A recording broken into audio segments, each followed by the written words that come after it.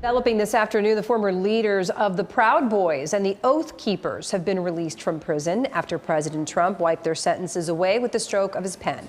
The president signed an executive order pardoning more than 1,000 people involved in the January 6th attack on the Capitol, including many from right here in Central Florida. West 2's Justin Shecker here in the newsroom. And Justin, you've been trying to get in touch with those who have been pardoned.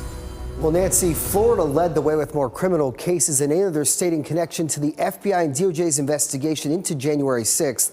That includes some defendants from right here in Central Florida with ties to far-right extremist groups who got significant prison sentences for trying to overturn President Trump's defeat 4 years ago. Convicted of seditious conspiracy for his role in the January 6th Capitol riot, Joseph Biggs of Ormond Beach had been sentenced to 17 years in prison. But with the stroke of President Trump's pen on his first day back in the Oval Office, the organizer from the far-right Proud Boys was set free. Norm Pattis is Biggs' attorney. So I think he's sort of pinching himself and asking whether this is real.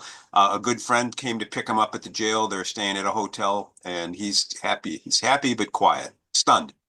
Trump's proclamation names 2 other January 6 defendants from Central Florida, Kenneth Harrelson of Titusville and Kelly Meggs from Marion County. Like Biggs, their sentences were also commuted, meaning their convictions still stand, but their prison time is done. Pattis says he agrees that Trump's executive order begins a process of national reconciliation.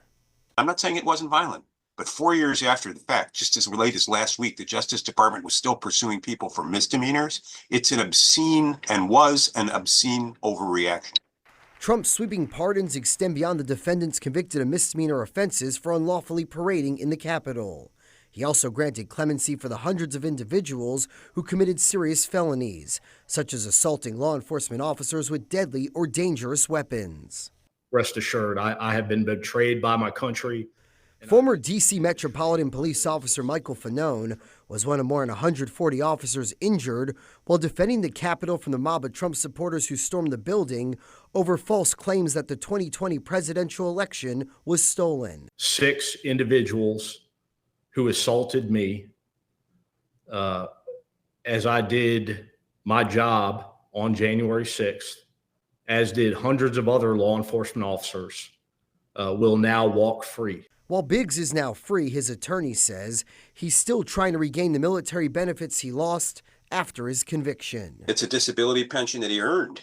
He earned putting his life on the line for this country. And President Trump often referred to the J6 defendants as political prisoners or hostages. His move to pardon nearly everyone the DOJ sought to hold accountable effectively ends the largest federal investigation in U.S. history. Jesse, back to you.